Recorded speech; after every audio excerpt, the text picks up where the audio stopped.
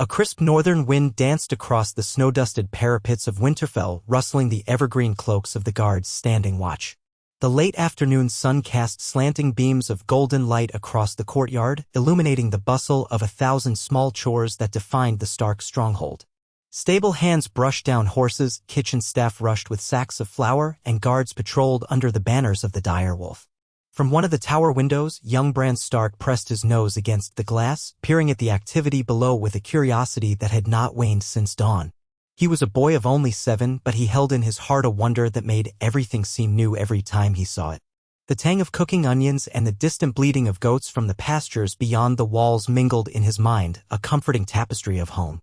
In Bran's excitement to witness the arrival of King Robert Baratheon and his grand retinue, he had already pestered Maester Luwin with endless questions all morning. He ran across the courtyard, weaving between the crowds of guests, lords, and ladies who had begun to gather. Robb Stark, his eldest brother still in Winterfell, had teased him for being as skittish as a cat in a storm, but Bran's bright eyes and ready grin were impossible to dim. He wanted to climb to the highest point of Winterfell to look out and see the King's Column before anyone else. It was a compulsion that came to him whenever something new or exciting was on the horizon. Every stone of the castle walls felt like an invitation to explore. Yet that day, something stayed his foot. He'd made it all the way to the base of the first keep, the ancient heart of the castle, intending to clamber up the walls and across the tower rooftops as he so often did. He'd even placed his hand on the rough gray stones, feeling the chill under his fingertips. He could almost taste the excitement that always came with climbing.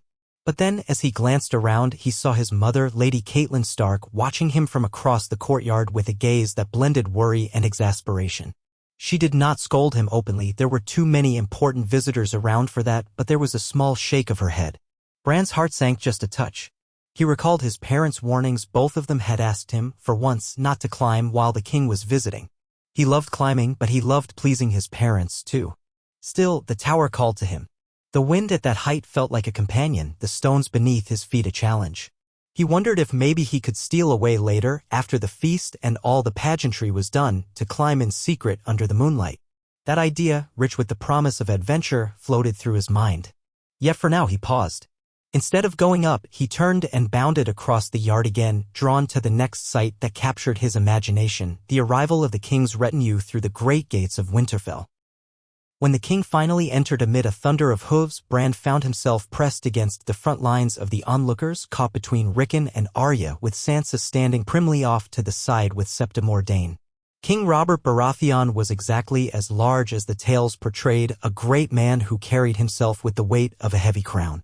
His eyes were merry, but behind them lurked the hint of shadows only adults could perceive, the weight of a kingdom's burdens. Queen Cersei, regal in green velvet trimmed with gold, rode beside him, expression unreadable. Behind them came the Lannisters, the Hound, and a host of knights bearing various sigils that Bran could barely keep track of. The smell of horse flesh mingled with the stir of pine-scented air that was so uniquely of the north. Bran found it all magnificent, especially the stirring heraldry, lions, flowers, falcons, stags. It set his imagination racing. That night, in the great hall, Bran dined on roasted venison and honeyed carrots as the noise and color of the feast unfurled around him. Robert Baratheon laughed with Lord Eddard Stark at the high table, slapping his old friend's shoulder every time a new toast was raised. Wine flowed so freely it seemed the casks would never run dry.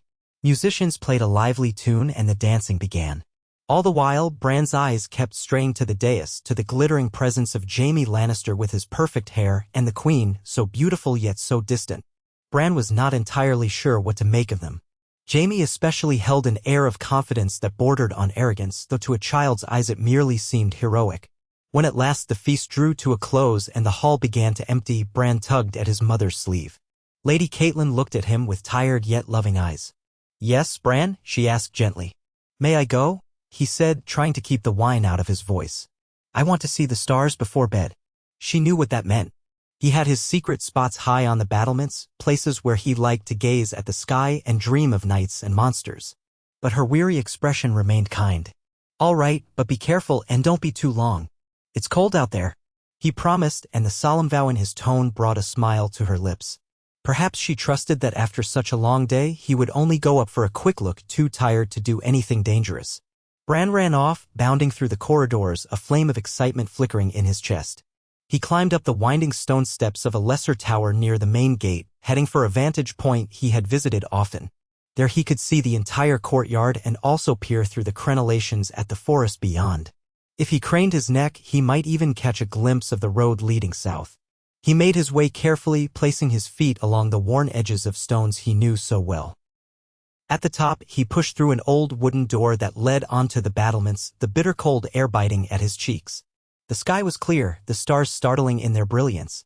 Bran took a moment, turning his face upward, letting the wonder fill him. The towers of Winterfell spread around him like ancient guardians, their shapes dark against the starry dome. Yet tonight he felt restless. He wanted to keep going, higher and higher, so he picked his path along the walls, mindful of loose stones. He held tight to Merlin's and walked along the walkway until he found another set of stairs that led up to the top of the broken tower. The broken tower was older and uninhabited. No one wanted to stay in a structure so battered by time and partial collapse. Bran often loved it for that very reason. It was quiet and private, and the ravens liked to roost there. He climbed with sure feet, rehearsed in every possibility of the ancient stone. But something, or perhaps someone, drew his attention as he approached a narrow walkway leading to that old tower. He could see a light flickering behind a small slit of a window in the tower opposite. Perhaps a lantern was set down there in the corridor connecting to the library, or it might be that someone was meeting in secret. Bran froze, curiosity pulsing. Then, with a sudden memory of his mother's admonition, he gave himself a mental shake. He had promised to be careful. He looked at the dizzying drop. He knew he could make his way across if he wanted. He'd done it before. But a small voice inside him spoke, perhaps not tonight. In that moment of decision, he wondered what might be happening in that tower.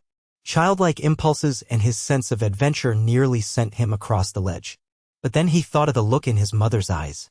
He also remembered how proud Lord Eddard Stark had been of him these last few days, trusting him with small errands and praising him for his sense. Bran sighed, glancing once more at the flickering light in the tower's window. For whatever reason, maybe the gods or the wind or some subtle shift in the air, he stepped back. The walkway across was worn and there was just the faintest rattle of dislodged stone in the hush. A single step forward might have sealed his fate. He did not cross. He turned around and moved along a safer path, descending the steps more slowly than usual. Excitement faded, replaced by a subdued sense of responsibility. Had he pushed on, he might have discovered Queen Cersei and Ser Jaime in that precarious moment. He might have tumbled as in another life. But tonight, in this new weave of destiny, he never took that fateful step. He returned to his bed, dreaming of nights and adventure, the moonlight ghosting against his window. Far above, the ravens that roost in Winterfell's heights croaked among themselves as though in mild surprise that the boy had not come to disturb them as he so often did. The next morning, Winterfell woke to fresh snow. It clung to the castle walls in a thin dusting. Bran woke early, as always. He had hardly rubbed the sleep from his eyes before he was bounding to the courtyard to watch his brothers train. Robb and Jon Snow often sparred there, their wooden practice swords clacking against each other in the crisp northern air. That day, Theon Greyjoy joined in, his blows confident, almost careless, but effective.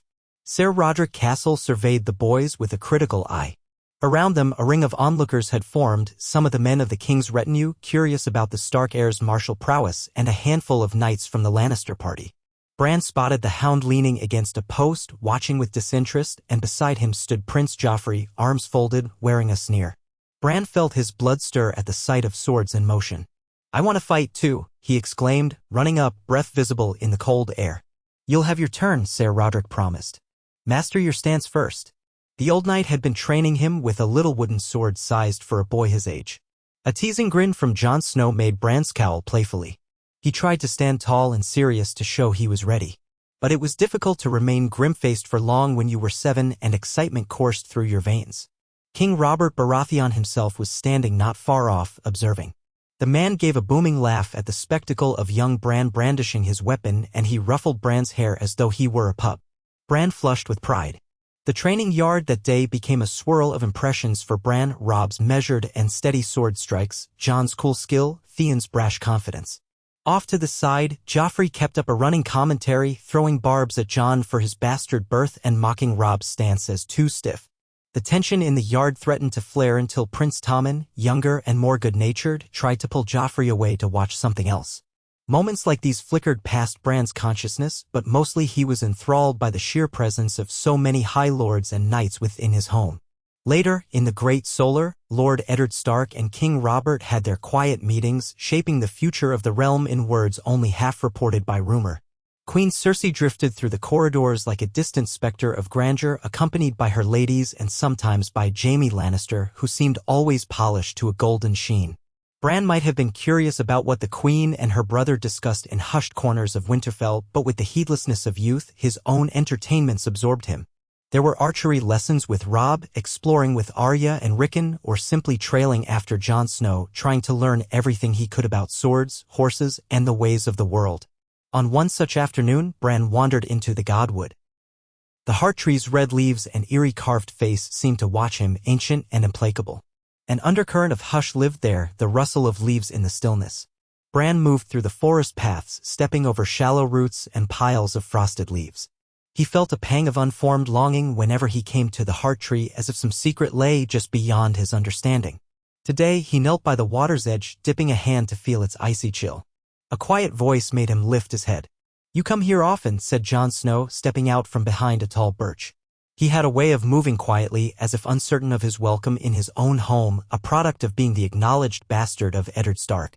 Yet the love between the Stark siblings was real, if sometimes complicated. "Sometimes," Bran replied, brushing a damp hand against his breeches. He looked up at Jon, grateful for the conversation. "I like to see if anything's changed. But it always looks the same." Jon's expression softened. "The Godwood is old. Older than we are.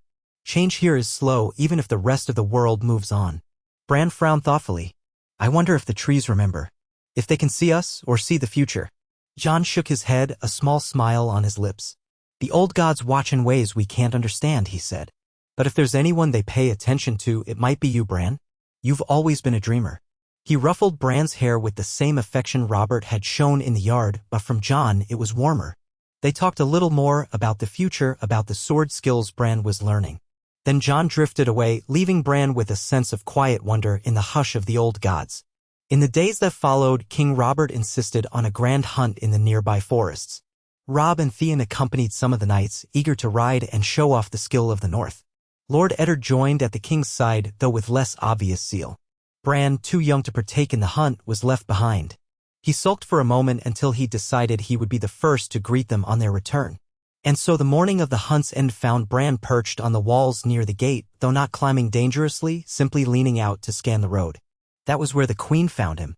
Cersei approached on quiet feet, accompanied only by her handmaid, and paused beside Bran. Her green eyes looked out at the forest beyond Winterfell. Bran felt a spark of surprise, for he rarely spoke with her.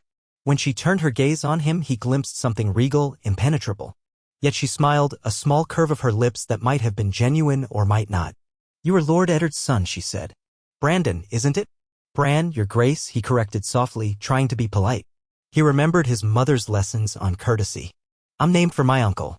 My father's brother was Brandon Stark." "Ah, yes." Her voice was musical yet cool, as if she spoke from a place high above his comprehension. She looked back toward the forest. "Do you love your home?" "Winterfell is quaint, though I hear it has its mysteries." Bran wasn't sure how to answer. "It's warm, even if people think it's not," he said, which made her arch an eyebrow. "Warm? How strange to say that of a place as cold as the North. But you mean it differently."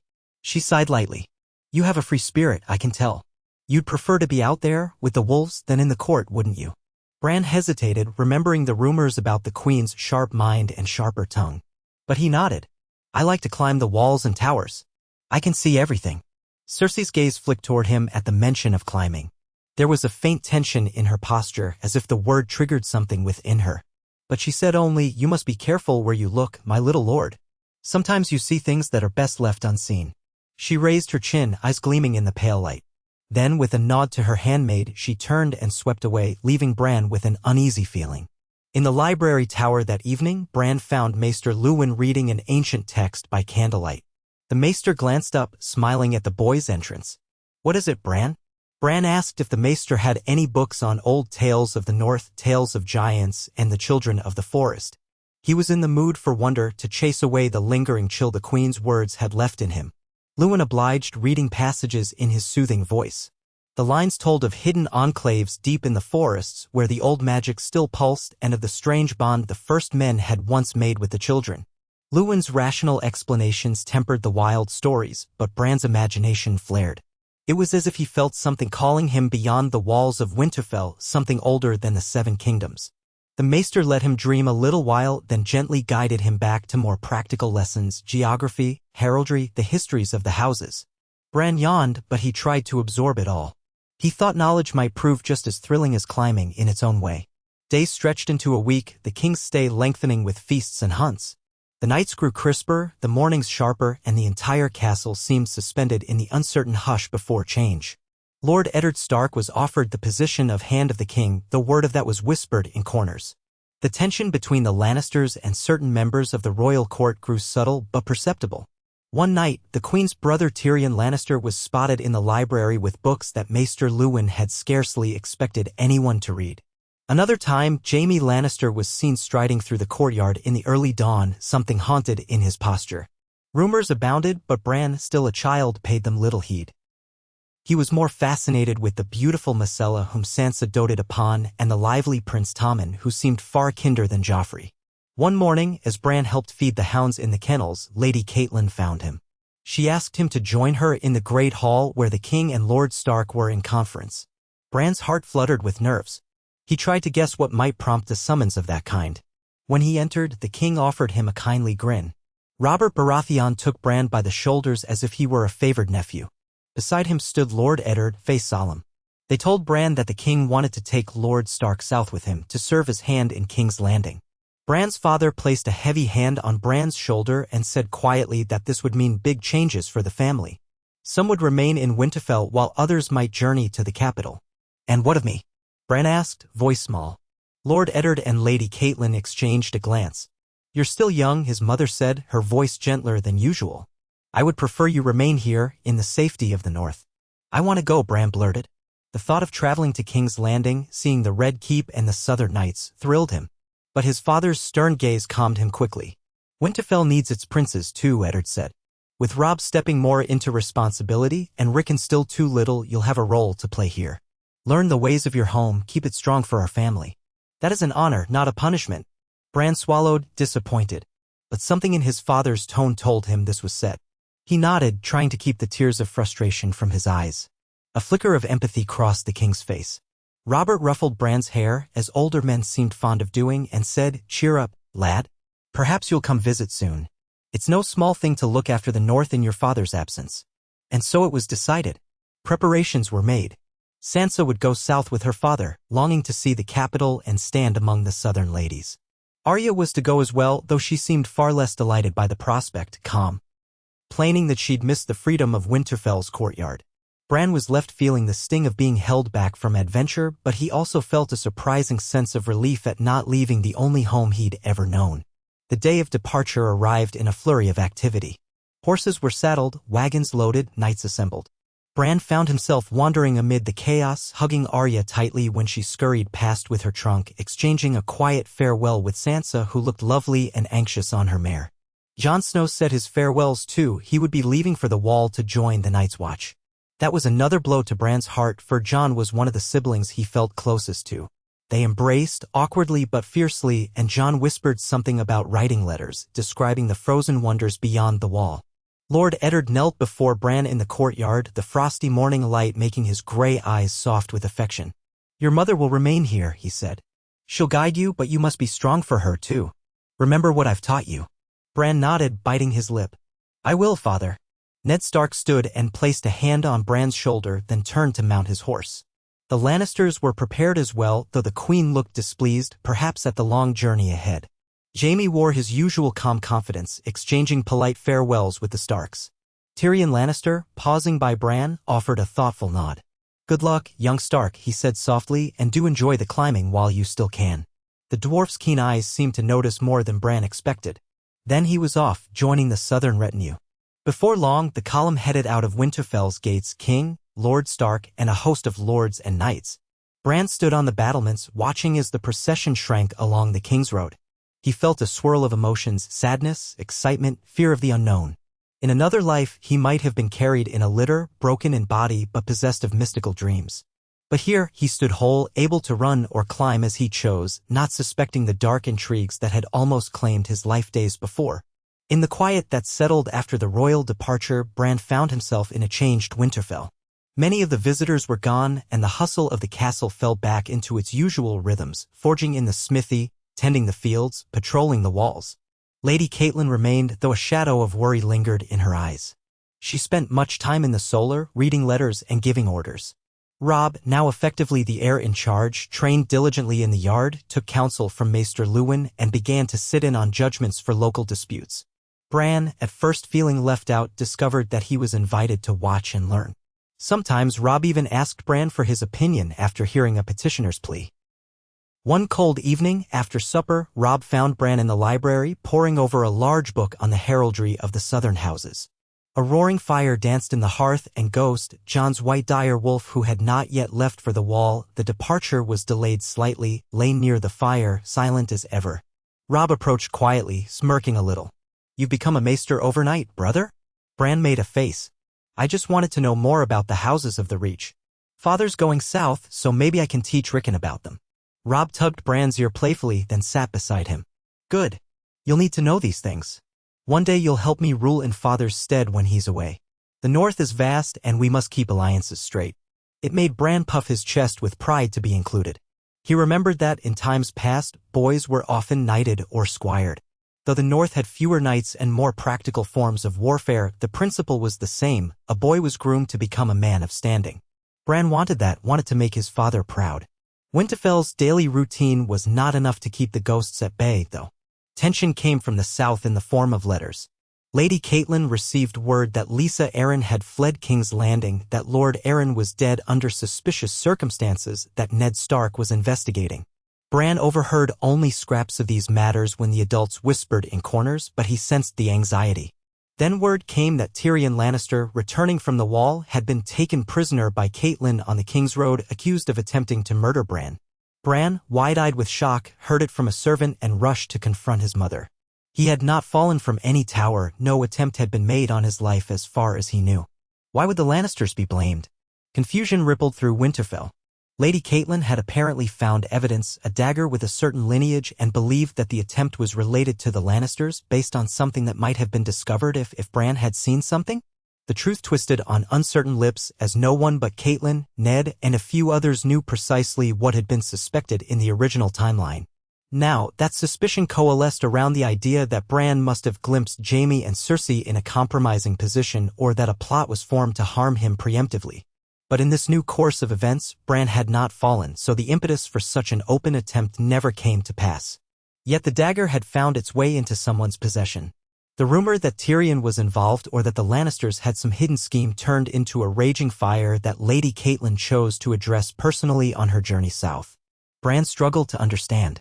He recalled that night he had nearly climbed over to the broken tower, seeing a flicker of light. Had he indeed almost discovered something? The notion made his blood run cold.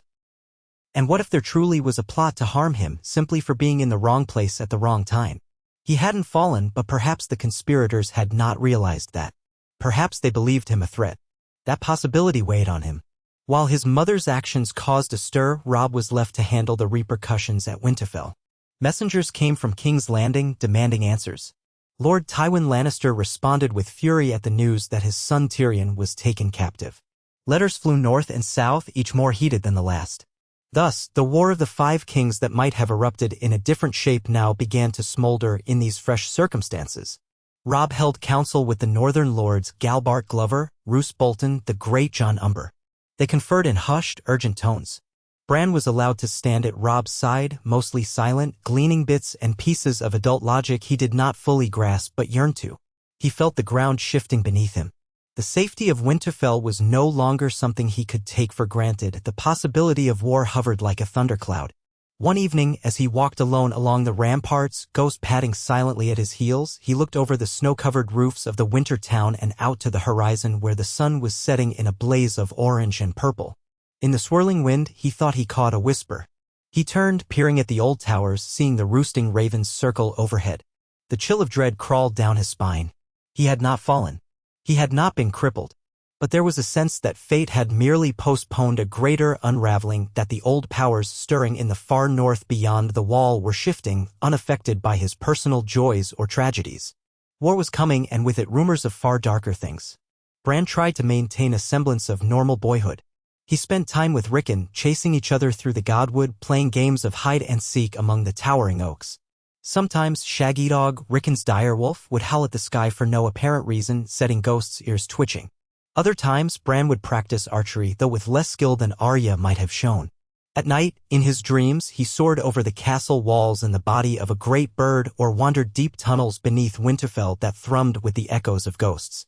More than once, he woke with his heart pounding. When he described the dreams to Maester Luwin, the Maester patiently explained they were just his growing mind processing the anxieties of the day. But Bran felt otherwise. The dreams felt real, as if a part of him truly roamed beyond his sleeping form. One bright afternoon, as he strolled outside the castle walls with a small escort surveying the winter town, he encountered old Nan, who was hobbling along under a heavy shawl. She smiled her toothless smile, beckoning Bran closer.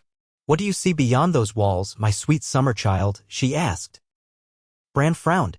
"I see farmland and the road leading south. I see forests. And far to the north I see mountains." Old Nan shook her head slowly. "I see stories, child. I see the footprints of ancient giants and the fading laughter of the children of the forest." She leaned closer, voice dropping to a rasp. "And some nights I see shadows that do not belong to man nor beast. Winter is coming, boy. Whether or not you fell from that tower, your path is set. You're part of the old magic, just as your forebears were. Mind your dreams." Bran felt a shiver, but he forced a smile. "It's only stories, Nan." She patted his cheek. That's all they ever are until the day they're not." The strangeness of her words followed him like a ghost. That evening, he prayed a little longer at the heart tree. He found no answers. The carved face wept red sap, and the breeze whistled through the leaves. Bran closed his eyes, inhaling the scent of earth and pine. He prayed for his family's safety, his father and sisters in King's Landing, Jon at the Wall, his mother traveling somewhere unknown. He prayed the trouble with the Lannisters would be resolved without bloodshed. But such hopes seldom become reality when crowns and power are at stake. Word arrived that Lady Catelyn had taken Tyrion Lannister to the Eyrie to stand trial under the judgment of her sister Lisa Arryn. The rumor was that Lisa was half-mad, still grieving Lord Arryn, and sequestered in her eyrie high above the Vale. The Lannisters' rage echoed across the land, and Lord Tywin gathered forces. Soon, small skirmishes began in the Riverlands as Lord Tywin's men clashed with Tully Bannermen. Raven after raven brought tidings of escalating conflict, each letter read by Maester Luwin and relayed to Robb, who scowled deeper with each new piece of news. Finally, when the tension snapped, Robb called the banners. Word spread swiftly across the north. The Grey Jon, the Manderleys, the Boltons, the Glovers, the Serwins, and others all answered the call. An army would march south to defend the honor of the Starks and Tullis and to hold the Lannisters accountable for their aggression. Bran watched in awe as thousands of men converged upon Winterfell. The courtyard bustled with soldiers pitching tents, sharpening steel, packing supplies. Direwolf banners flew beside countless lesser sigils, and the clamor of preparation reverberated day and night. During these hectic days, Bran had little time to dream or be frightened. He was given small tasks, delivering messages, overseeing the stock of arrows, checking that the horses were properly stabled. It made him feel important. Yet in quieter moments, he realized that war was no game. Men would die. The possibility that Robb himself might never return caused Bran's heart to clench in fear. One evening, Robb called Bran into the solar. The candlelight flickered over maps of the north, and the Riverlands spread across the table. Roose Bolton stood at one side, silent, calculating. The Great Jon paced at another, impatient. Maester Luwin hovered, reading out the latest dispatches. Robb's eyes flicked to Bran. "I'll be riding south to face the Lannisters," he said firmly. "I cannot leave Winterfell undefended, but I need to take the bulk of our forces. You'll remain here with a token garrison. You'll act in my stead as the Stark in Winterfell." Bran felt a thrill of both pride and terror. "Me," he squeaked. He glanced at Roose Bolton's pale eyes, at the Greyjon's towering figure, at the banners swirling in the corridor beyond. Robb nodded. "Yes, you. Rickon is too young and Mother is still away. You must hold Winterfell.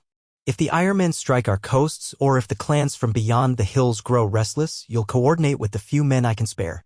Maester Luwin will advise you. Do you understand how important this is?" Bran nodded, mouth dry. "I do," he managed. In truth, he did not fully grasp the weight of responsibility placed upon him, but he knew enough to see this was no small matter. He was just a boy, yet a Stark boy, and that meant something in the north. Preparations were made swiftly. The day Robb led the host south was a somber one. Bran stood on the same battlements from which he had once watched his father depart, and this time he saw an army stretching out like a serpent of steel and horses. Banners snapped in the wind, and the sound of war horns echoed across the castle walls. He felt the press of inevitability. He thought about climbing to some high vantage point to see the army spread out as far as the eye could reach, but decided against it. The time for boyish climbing seemed overshadowed by the gravity of war. In the weeks that followed, Winterfell felt emptier than ever. Most of the fighting men were gone, and only a skeleton force remained. Bran found himself walking the halls with the echo of his own footsteps for company. He took to spending hours in the library or the godwood, fulfilling his new duties as best as he could, but also retreating into daydreams when the weight of command grew too heavy. Some nights he had the flying dreams again, soaring over the battlefield, seeing armies clash, glimpsing monstrous shapes in the far north. Upon waking, he would be drenched in sweat. One morning, a raven arrived with a sealed message for Bran. He recognized the seal of House Tully, his mother's house. With trembling fingers, he pried it open. Lady Catelyn had joined Robb's host, offering her counsel in the Riverlands. She wrote that war raged fiercely. Riverrun was under siege, but Robb had broken the siege in a daring move. Jaime Lannister was captured. The fortunes of the Starks and Tullis soared. Yet the letter contained fear for the future. Tywin Lannister was still at large, and King's Landing's politics were turning more dangerous by the day. Bran read it twice, heart-hammering. He almost envied the battlefield, where clarity was found in victory or defeat, while he lingered in Winterfell's uncertain hush. And then came another threat none had foreseen. The Ironborn. The letter from Asha Greyjoy arrived under a flag of truce, but its tone was mocking. The Ironborn had seized control of several coastal strongholds in the north. The port at Torrens Square was in peril. With most of the North's fighting men gone, a wave of reaving ships threatened to carve up the coast before Robb could react. For the first time in centuries, the Ironborn had set their sights seriously on the north. And here was Bran, a boy of 7 going on 8, the nominal lord in charge of Winterfell, forced to confront a crisis older lords would quail at. He held the letter with shaking hands, reading the taunts about the new Reaver King, Balon Greyjoy, and his ambitions. Theon was a hostage-turned-ward in the original timeline, but now with war erupting, who knew where Theon's loyalties would truly lie? Bran turned to Maester Luwin and the few knights left behind. They arranged what defenses they could, sending riders to warn the inland villages, to gather the small garrisons from the nearby castles still loyal to the Starks. Tension twisted inside Bran.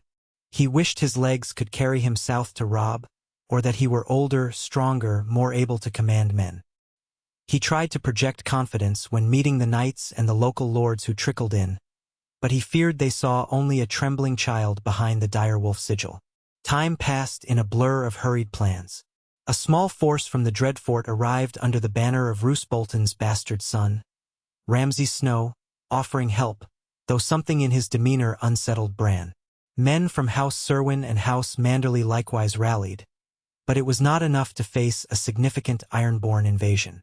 If the Ironborn tried to strike inland, Winterfell could be in danger. Day after day, new tidings arrived. The Ironborn had sacked a fishing village, or captured a small stronghold, or burned farmland. The outer edges of the north bled under the Reavers' axes. Fear seized the folk of Winterfell, and many fled to the safety of the castle walls. Bran did his best to reassure them. "Winterfell will stand," he told a trembling farmer. "We will not let the Ironborn take our home." Yet inside he wondered how. There were so few fighting men left. He wrote urgently to Robb, but ravens sometimes took too long or never arrived. The lines of war were tangled and uncertain. One late afternoon, a scout returned, half frozen from riding through the night. He brought news that a large band of Ironborn had marched inland, possibly led by Theon Greyjoy himself, come to claim Winterfell by surprise. They might be only a day's ride away. Panic rippled through the courtyard. Bran, feeling numb, assembled the knights and guards still under his command. He looked at their worried eyes. Maester Luwin stood at his side, face grim but supportive. The men waited for their child liege to speak. Bran took a shaky breath. "We'll seal the gates. Prepare the defenses. Boil the oil for the walls. We may not be many, but Winterfell's walls are strong, and we know every inch of this castle. A respectful hush followed. The men nodded in agreement. They had no choice but to fight or surrender. In the old days, the Starks had stood for thousands of years. Now a boy led them, but they would not yield without a struggle. As evening fell, fires were lit in every tower. Archers manned the battlements, their silhouettes stark against the glow. Women and children crowded inside the great hall, seeking protection. Hounds barked. Men prayed. When dawn broke, hooves thundered on the horizon. The Ironborn vanguard appeared, a ragged but dangerous force of reavers accustomed to pillage. At their head, Theon Greyjoy's banner flapped in the cold wind, the kraken of House Greyjoy on black cloth. Bran felt both anger and sorrow at the sight, remembering all the times Theon had teased him in the training yard as something like a foster brother. Now Theon came as an enemy, an invader, seeking to steal Winterfell from within. The attack began with shouts and clashing steel. The gates of Winterfell were battered by rams. The archers on the walls loosed arrows in a deadly rain. Bran, safe behind the ramparts, felt helpless, but he stood among the men, letting them see he would not cower. He held a small sword, though he knew he could do little with it. At his side was Hodder, the friendly giant of a stable boy who repeated his own name as his only word, but who offered silent comfort. Maester Luwin urged Bran to stay low, to keep behind cover. Bran nodded, heart hammering in his chest. Theon's voice rose from below, demanding surrender, promising mercy. Bran bit his lip so hard it nearly bled. Surrender? Would the men follow him if he gave up Winterfell so easily? The Ironborn found the walls far less yielding than the small garrison might have suggested. Under Robb's directives, Winterfell's defenses had been strengthened bef. Or the army left. Boiling oil was poured on those who attempted to scale the walls. Archers kept up steady volleys. The gates, though they groaned under the ram, held strong. Hours passed. The Ironborn formed up for another push. Theon himself rode along the line, cursing and shouting. Bran closed his eyes for a moment, imagining he was a raven circling overhead. He pictured the layout of Winterfell.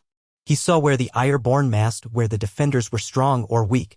Even in his imagination, it felt real, as if he could truly see from above. He spoke in a trembling voice to Maester Luwin, telling him where to concentrate archers, how to shift some men to a weak point along the wall. The Maester gave him a long, curious look, but hurried to relay the instructions. Time after time, the Ironborn advanced, and time after time, they were repelled. Afternoon sank toward evening. The courtyard was thick with tension, the smell of smoke and sweat. The wounded moaned behind the walls, but the defenders did not break. Finally, Theon tried a different tactic. He advanced to the gate with a cluster of men, holding torches high. He shouted that they would burn the gates and the winter town if the castle did not yield. Bran stood on the ramparts, tears stinging his eyes. He saw the reflection of flames in Theon's gaze, saw the desperation and determination. "Open the gates!" Theon roared. "Or I'll torch everything outside them. Every home, every barn, every living soul who didn't make it inside." Bran's heart twisted. He thought of the small folk who had not reached the safety of the walls. Could he allow them to be burned alive? He sensed Maester Luwin's gaze on him. The knights at his back murmured. Winterfell was old, but the winter town outside was vulnerable. Hesitation clenched at Bran. He was just a boy. Should he let them in, trusting Theon's word of mercy? Or should he hold firm and protect the castle at all costs? But then came a thunder of horses behind the Ironborn. A new force appeared, riding hard from the west. Their banners snapped in the wind, stark white broken by the black corners of a flayed man. House Bolton. Ramsay Snow had come with reinforcements. For a moment, relief flooded Bran. Help was here. The Ironborn turned, caught between the castle walls and the Bolton's cavalry. Theon's men scattered, trying to form a shield wall. The Bolton men crashed into them with brutal ferocity. Steel met steel in a messy melee. Theon fought valiantly, but his forces were outnumbered, taken by surprise. Some tried to flee, but Bolton archers cut them down. Within minutes, the Ironborn vanguard was reduced to a cluster of cornered men, fighting hopelessly. Atop the ramparts, Bran watched with a mixture of horror and relief. The gates were opened cautiously to allow the Boltons entry.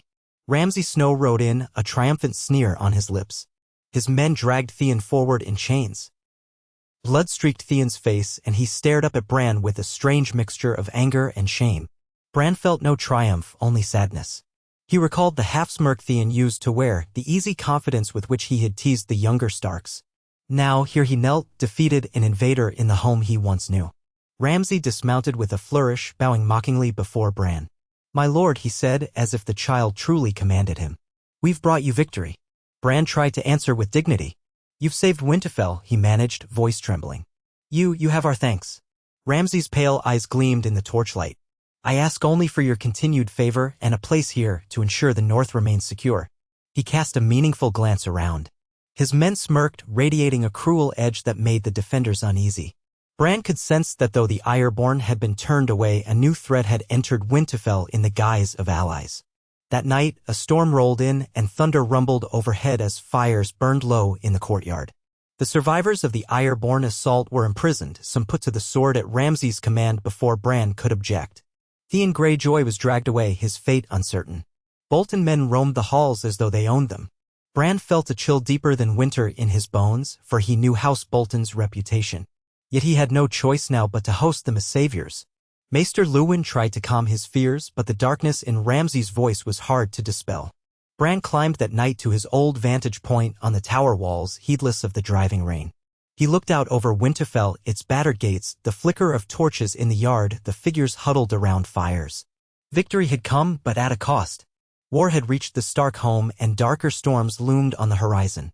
Above, lightning illuminated the clouds, revealing for an instant the wide, bleak expanse of the north. In his heart, Bran wondered if fate had changed at all. He had not fallen, but the world around him still fell into chaos. Perhaps the old gods had spared him for a reason. Perhaps there was still a role he was meant to play, a power he was meant to discover. The illusions of safety were gone now, replaced by the knowledge that the wolves of Winterfell stood alone in a world bristling with lions, krakens, flayed men, and more terrifying shadows waiting beyond the wall. He closed his eyes against the rain, letting the drops run down his cheeks like tears. Then he opened them, scanning the ramparts. He might have glimpsed a shape or figure, some phantom reflection of what could have been, a boy lying broken in the courtyard or forging a different path entirely. But all he saw was the wind and the night. Resolute, Bran Stark turned from the edge. He walked back down the steps, heading into the uncertain darkness of the corridors below, determined to find whatever lay ahead with the steadfast heart of a Stark, unbroken, unbowed, forging a new legend out of the ashes of the old. That night, the thunder rumbled long after the rain had stopped, a deep chorus rolling across the plains of the north. Bran lay awake in his bedchamber, listening to the slow crackle of the dying fire in the hearth. Outside, through the narrow window slits, he could glimpse flashes of pale lightning that still illuminated the sky. Each flicker carved the battlements of Winterfell in white silhouettes, revealing the presence of Bolton guards where Stark men had once been. Ever since Ramsay Snow's arrival, nothing felt quite the same. Though Winterfell remained in Stark hands by all outward signs, Bran bore the name, the sigil, the legacy. He could not ignore the underlying tension. Ramsay's men patrolled the corridors, half politely and half like conquerors inspecting new spoils. Sometimes they leered at the serving women, sometimes they stood silent and watchful, giving little away. Bran felt eyes on him at every turn. He could not say if it was Ramsay's cruelty he dreaded more, or the knowledge that the heir to the Dreadfort was one wrong word away from seizing the castle if he sensed weakness. When Bran finally drifted to sleep, his dreams were tumultuous. He soared over the ramparts of Winterfell as a raven, glimpsed the towers below, and glided over courtyards lit by torchlight. The shapes of men flickered in the gloom, forming patterns of threat and conspiracy. A second raven joined him, cawing a warning, but its voice was lost in the thunder. Bran dove lower, wanting to see who gathered in the darkest corners, but a gust of freezing wind bore him upward until the castle shrank beneath. Far to the north, beyond the last mountain ranges, the night glowed with eerie blue lights, as though the very sky was cracking. Then he woke, breath heaving, the sheets tangled around his legs. Dawn arrived, gray and wan. Bran dressed quickly, tucking his tunic into thick breeches. Summer was gone and autumn quickly turning toward winter's threshold. The air in his chamber held a bitter chill. He fastened the clasp of his fur-lined cloak and padded into the corridor, hoping to find Maester Luwin. If there was anyone whose counsel he could trust in such uncertain times, it was the Maester. He found Luwin at a table in his turreted chamber, surrounded by scrolls and half-burned candles. The lines on the Maester's face looked deeper than ever, worry etched into every crease. He looked up at Bran's approach, managing a small, tight smile.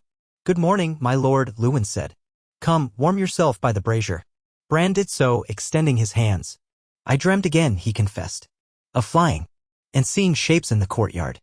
Luwin's mouth turned down slightly, though not in surprise. "You've dreamed of flying many times.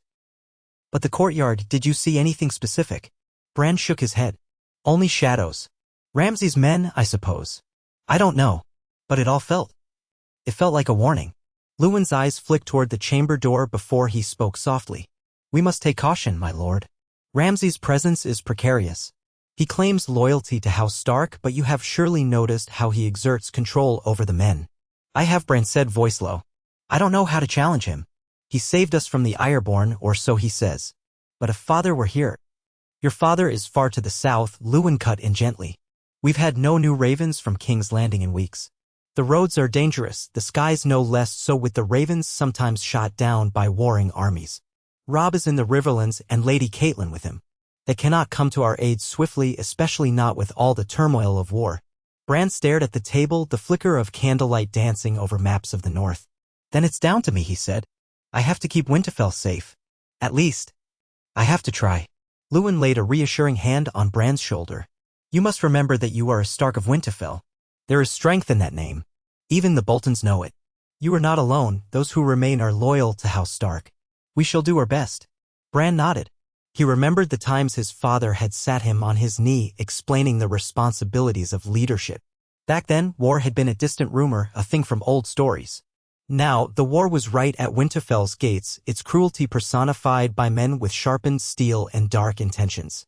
He left the maester's turret, stepping carefully down the tight stone steps into the open air. The courtyard lay before him, muddy from last night's storm. Bran noticed that the flayed man's sigil of the Boltons was not openly displayed. Ramsay had not dared that. But pockets of Bolton men loitered, wearing the pale pink of their house on cloaks or armbands. Stark guards were fewer, some wounded from the Ironborn siege, some battered in spirit. Hodder appeared, looming tall, carrying a bale of straw for the stables. He greeted Bran with a bright smile and his customary Hodder, which was equal parts question and exclamation. Bran managed a grin. Hodder's presence felt like a piece of the old days, simple, gentle, and unwavering in his devotion. Let me come with you, Hodder, Bran said on a whim. I want to check on the horses. Hodder's face brightened further. Hodder, he agreed, turning to lead the way. Inside the stable, the warm scent of hay, horse sweat, and leather enveloped them.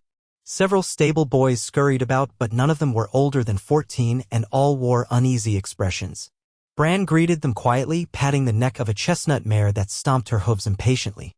Easy, girl, he murmured. We'll go riding soon. Whether there was wise in Ramsay's presence was another matter. A soft voice spoke behind him.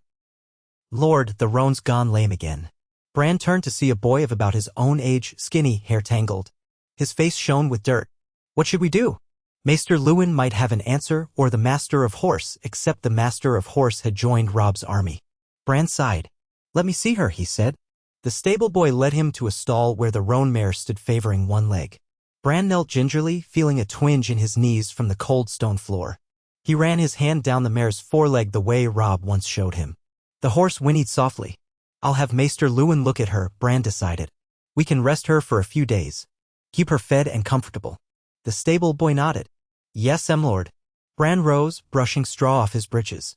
One small problem handled. Each time he managed something like this, he felt a spark of confidence. If only the bigger problems, Ramsay's men, the war, the uncertain future, yielded so easily. He bid farewell to Hodder and left the stable, stepping into a swirl of fresh snow that had started to fall. The frigid breeze cut through him, reminding him that winter was indeed closing in. If the harvest yields were poor and the war raged on, how many of the small folk would starve? His thoughts were interrupted by a commotion near the front gates. A pair of Bolton men were dragging a prisoner across the muddy yard. Bran hurried closer, heart pounding. He recognized the prisoner's face immediately. It was Theon Greyjoy. His once proud features were bruised, his hair stringy and unkempt from days in the dungeon. He stumbled as they pulled him forward, wrists shackled. Nearby, Ramsay Snow dismounted from a horse with the easy grace of a predator. Snow dusted his dark hair, making him look pallid. He turned to watch Theon's forced march with mild amusement. Bran swallowed. Theon had betrayed them, had come to take Winterfell for the Ironborn, yet he had been a ward here for so many years. Even if Theon had never been quite a brother, he had been closer to them than an enemy. Seeing him so thoroughly beaten made Bran feel a strange sorrow. Ramsay must have noticed Bran's approach. He turned, a cold smile twisting his lips. My lord, he said, bowing with mocking politeness. We found our Ironborn friend trying to bribe one of the guards for his freedom. Can you imagine the gall? Bran looked into Theon's eyes. They were clouded with pain and desperation, but also a stubborn spark. Theon's lip curled. He broke off as one of the Bolton men jerked his chains hard. What do you intend to do? Bran asked Ramsay, trying to keep his voice steady. A swirl of memory flickered, his father speaking of justice, that the man who passes the sentence should swing the sword.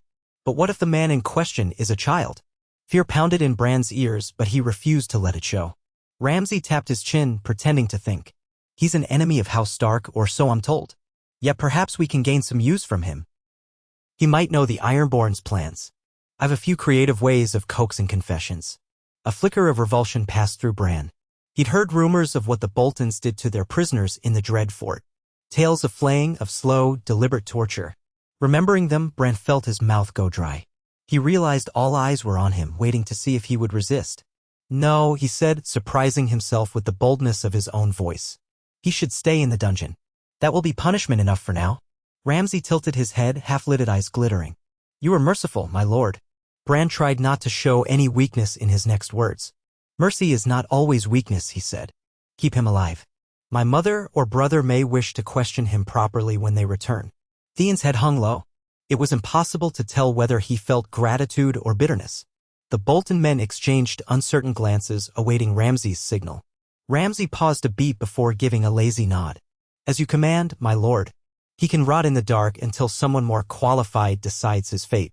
They jerked Theon back around and hauled him away. Bran watched them go, ignoring the uneasy swirl in his stomach. Ramsay's mouth curled in a half-smile that did not reach his eyes. You grow into your role, young Stark. Next time, perhaps you'll wield the flaying knife yourself. The jest sent a shudder through Bran, but he stood firm, refusing to answer.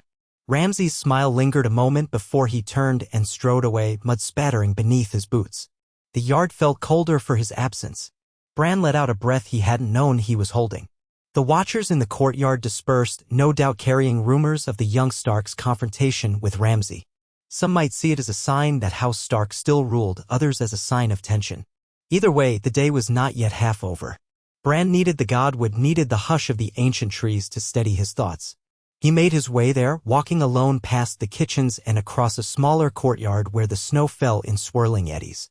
The heart tree loomed ahead, red leaves stark against pale bark, the face carved centuries ago gazing into the reflection pool. The air smelled of earth and quiet.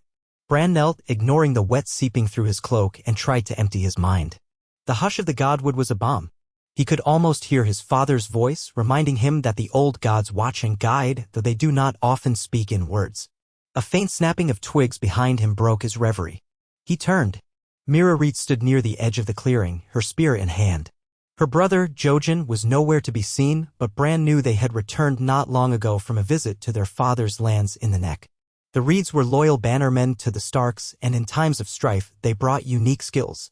Mira gave Bran a short, respectful bow, her dark hair lightly spattered with snow. You look troubled, she said softly. I thought you might want company. Bran managed a small smile. Company would be nice. She stepped forward and he saw that her cheeks were red from the cold, her eyes bright but concerned. Hodder told me about the trouble with Ramsay's men, how you faced him in the yard. Bran shrugged. I didn't have much choice. They dragged Theon out like a trophy. He swallowed, recalling the bruises on Theon's face. I don't know how to handle Ramsay. He saved us from the Ironborn, but he frightens me more than they did. At least Theon was straightforward in his betrayal. Mira nodded, gazing at the heart tree. The carved face seemed to brood over their conversation in silent witness. My father always said the Boltons are as cruel as the swamps are deep. You must watch them carefully. That doesn't mean we cower, but we must be smart. Bran felt a flicker of relief. It was good not to be alone in this. What of your brother? He asked. Jojen always seems to know more than he should. Mira smiled, just a little. He's resting. The journey was hard on him. He dreams, she hesitated. He says the dreams are coming more frequently now. Sometimes he dreams of you, Bran. Of me? Bran's heartbeat quickened. He remembered that Jojen had a strange gift of green dreams, glimpses of possible futures. What does he see? She let out a breath that plumed in the cold air. He doesn't always share the details. But I know he's seen you walking around Winterfell when you think you're asleep. He's seen you in places you've never been. He calls them wolf dreams. Bran blinked, unsettled yet intrigued. I have dreams like that sometimes, except I'm flying as a raven or I'm inside Summer. Summer was his dire wolf, though Summer was with Robb in the south or else somewhere between armies. Perhaps that made the connection even stranger. Mira nodded. Maybe Jojen can help you understand them better. For now, be mindful that your dreams might be more than dreams. The old gods could be speaking. Or warning me, Bran whispered. They let the silence stretch, the sigh of wind through leaves the only sound.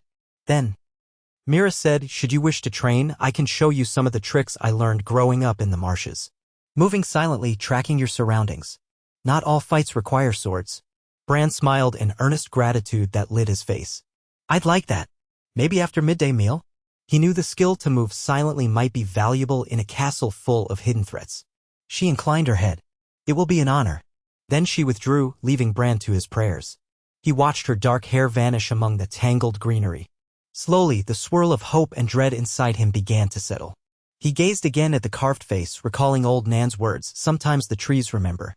If they did, then they remembered 1,000 years of betrayal and loyalty, bloodshed and courage. Perhaps they had seen men like Ramsay come and go. Bran closed his eyes, letting the hush deepen. The old gods listened, whether or not they chose to speak in words. By the time he returned to the Great Keep, midday meal was being served. The main hall was far quieter than it had been when the king and his court visited, but still it held the clatter of utensils and subdued chatter. Bran took his seat at the high table, though many chairs were empty.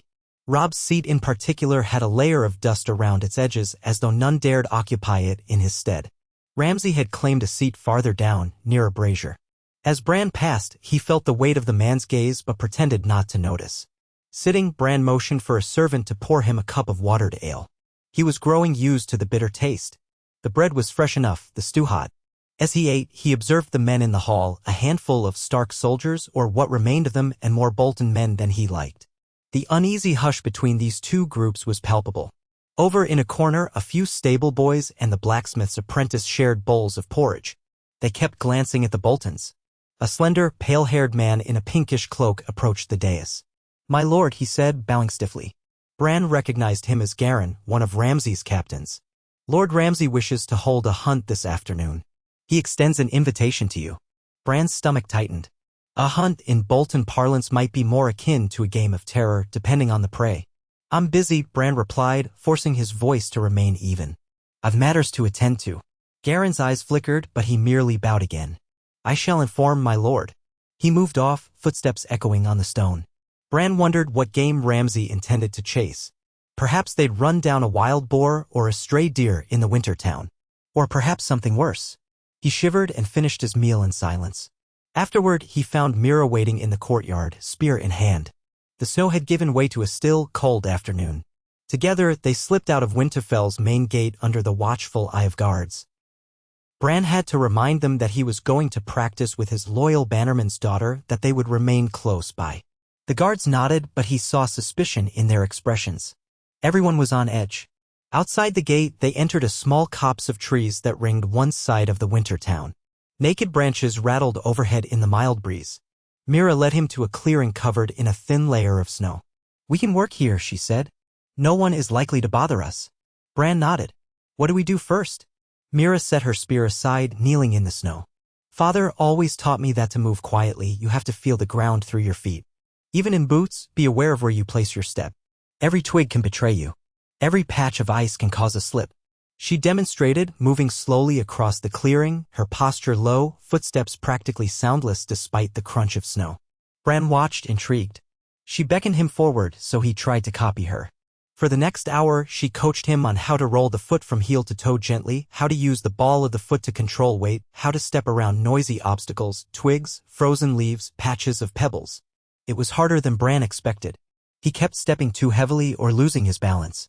Mira was patient, correcting him with quiet suggestions and the occasional demonstration. By the time they took a break, Bran's legs were trembling with fatigue. "I never knew just walking could be so exhausting," he said, flushing at his own frustration.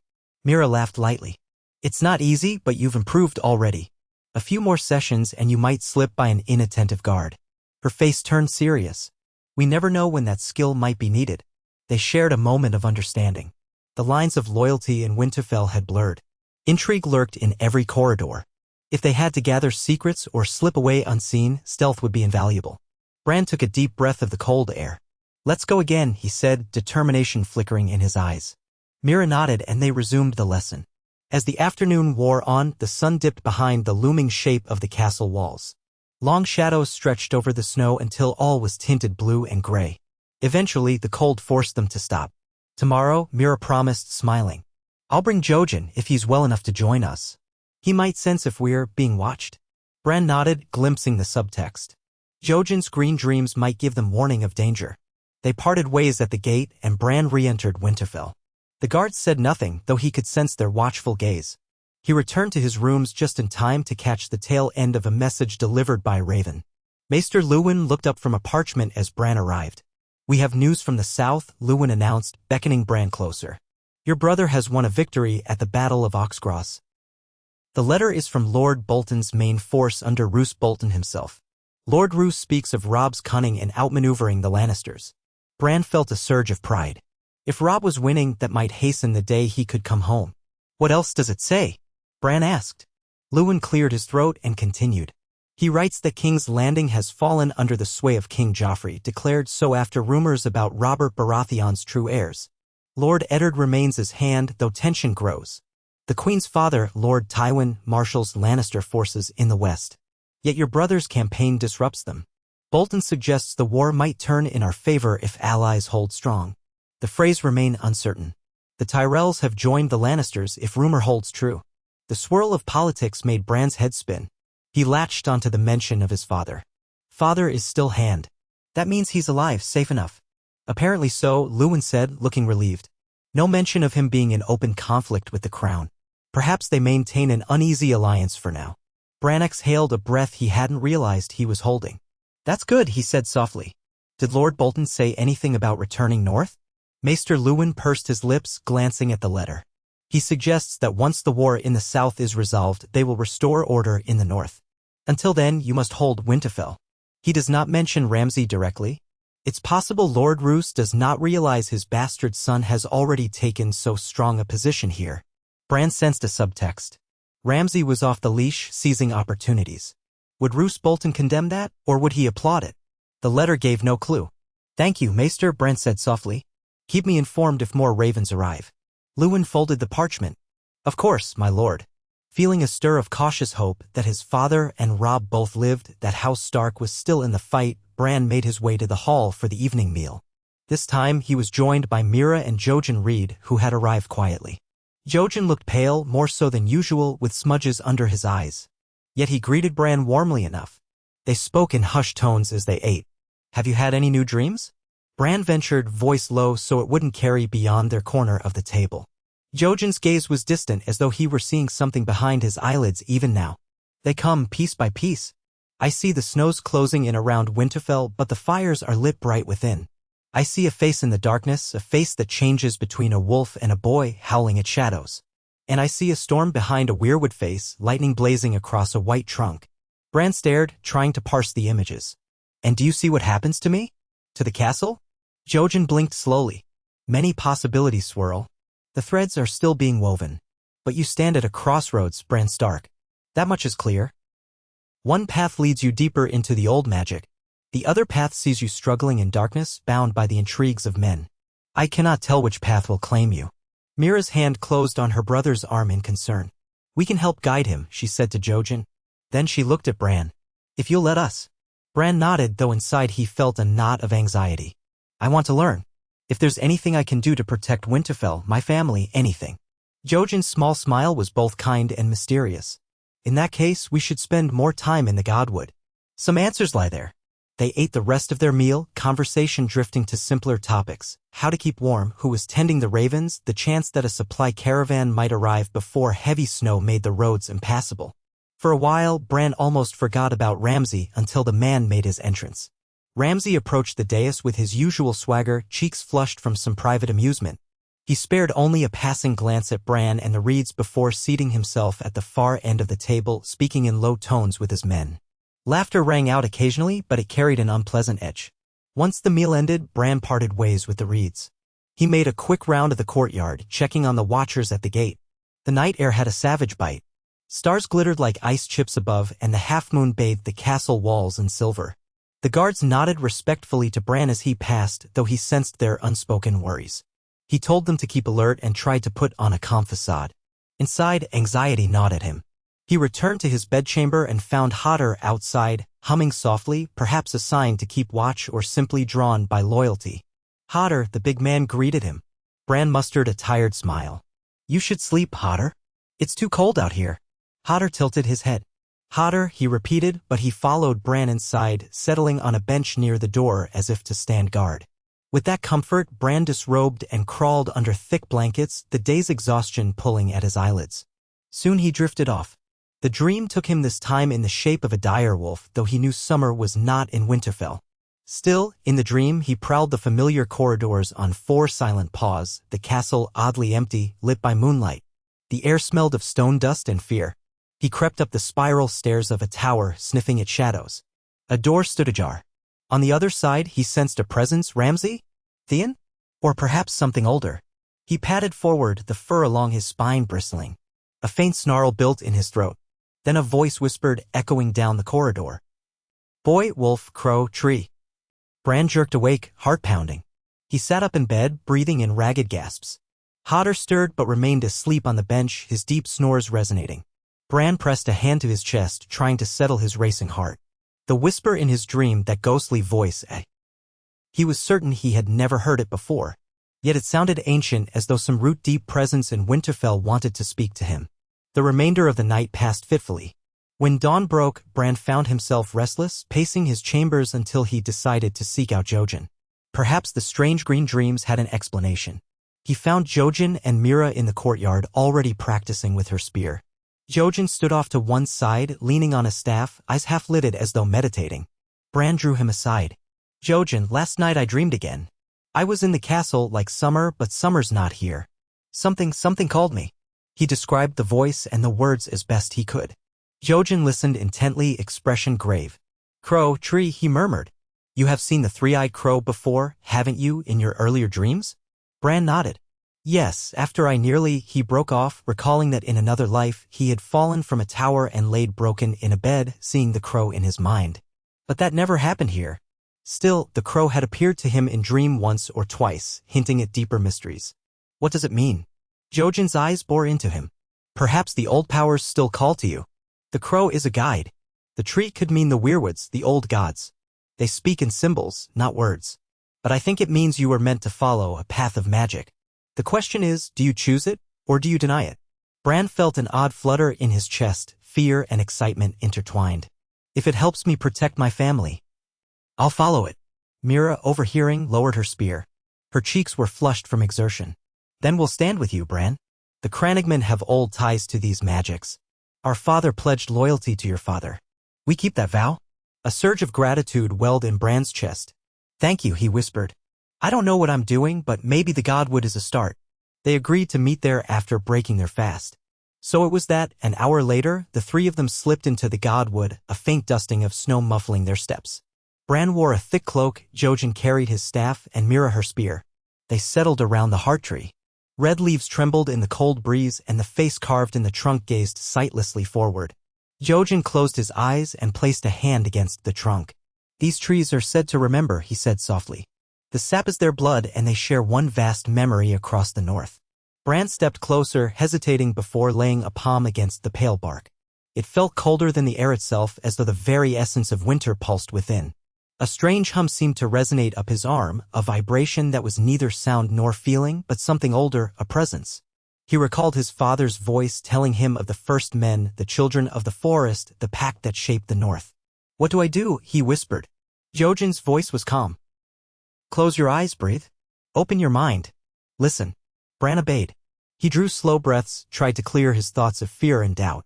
The swirl of the wind through the leaves gained a rhythmic cadence.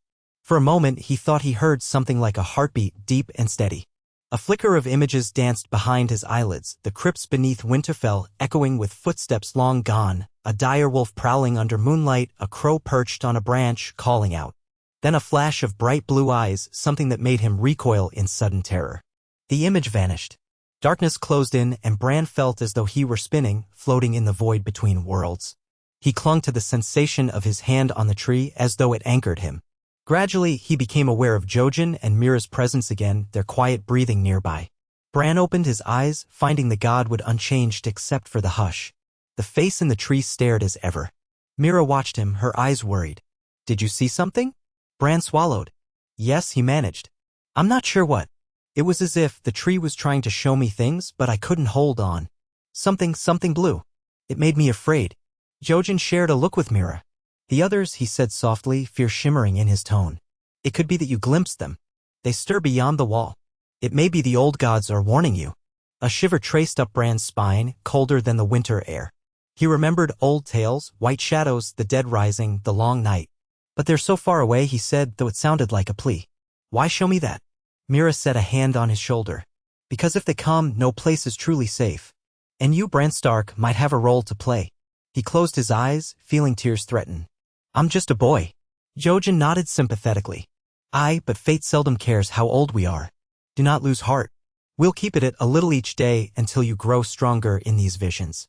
The more you see, the more you can guide the North to prepare for what's coming. Bran wanted to protest. He didn't want this weight, not war with the Ironborn, not intrigue with Ramsay, not the distant terror of the others. But he had no choice. The world was spinning out of control, and if he could help, he had to. He drew a shaky breath. All right, we'll keep at it. Over the next several days, they did just that. Between his duties as the nominal lord of Winterfell, fielding minor disputes among the small folk, ensuring the guard rotations, checking on supplies, Bran visited the godwood with Jojen and Mira. The practice was subtle. Bran would close his eyes, touch the heart tree, and let his mind drift. Sometimes he saw fleeting images that slipped away like smoke. Other times he sensed only the cold presence of the tree's watchful silence. But gradually the images grew clearer. Once he glimpsed Jon Snow on the wall, cloaked in black, standing vigil.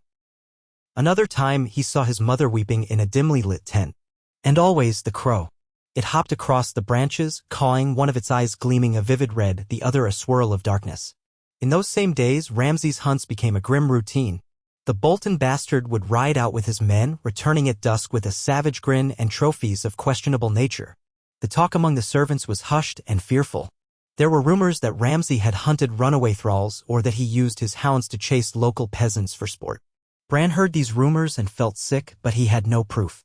If he openly accused Ramsay without evidence, it could spark a confrontation he was too weak to win. So he waited, hoping to gather something concrete. Meanwhile, tension thickened in the air like an oncoming storm. Late one afternoon, a shrill cry echoed through the courtyard. Bran, who had been in the solar with Maester Luwin, rushed to the window and saw a group of Bolton men forcing someone along in the yard. At first, he thought it might be Theon again. But the figure was smaller. A woman. Her dress was torn, her face streaked with dirt. Bran recognized her vaguely as Faria, a kitchen girl. When he hurried downstairs, pushing past startled servants, he found Ramsay's men laughing as the terrified girl stumbled in the mud. What is this? Bran demanded, trying to project authority despite the hammering of his heart. One of Ramsay's men, broad-shouldered and smirking, jerked a thumb at the girl. Caught her sneaking out of the postern gate with a pack of stolen bread and dried meat. She aimed to flee. Bran frowned, stepping closer. Faria? Why would you flee? The girl's wide eyes darted between the men, tears streaming down her cheeks. I was just hungry, lord, and Liar, the Bolton man hissed, raising a hand as though to strike her. Bran stepped between them, glaring. The man paused, clearly uneasy about striking the young Stark in front of onlookers. A small crowd had gathered. Bran's voice shook with anger. She's just a girl. We have food in the kitchens. If she stole it, she should be punished. But not like this. He motioned to the battered state she was in, cuts and bruises visible on her arms. What have you done to her? The guard gave a dismissive sneer. We only taught her not to run. Lord Ramsay says runaways need special lessons. A surge of fury rose in Bran. He turned to the watchers, Stark men, stable boys, even a few Bolton soldiers. This girl belongs to Winterfell, Bran said clearly. She is under my protection. If she has done wrong, I will judge her. Release her now. A ripple of tension ran through the Bolton men. This was a direct challenge, however mild. The big one hesitated, looking around for a signal from Ramsay. Ramsay was nowhere in sight. Slowly, the man let go of Faria's arm. She collapsed to her knees, sobbing. Bran knelt to help her up, ignoring the mud staining his breeches. Go to the kitchen. Get some hot food, he said gently. We'll discuss your punishment later, if you truly stole supplies. He turned to a Stark guard. Accompany her. Make sure she's not harmed again. The guard, a middle-aged man with a kind face, nodded and led the girl away. Bran stood and faced the Bolton men, his young features set with all the resolve he could muster. Next time you capture someone, bring them before me before you dole out any punishment. That is the law in Winterfell. Silence. Then the man dipped his head in a mock bow. As you say, my lord. Bran could almost taste the sarcasm, but he did not waver. He stalked away, heart pounding.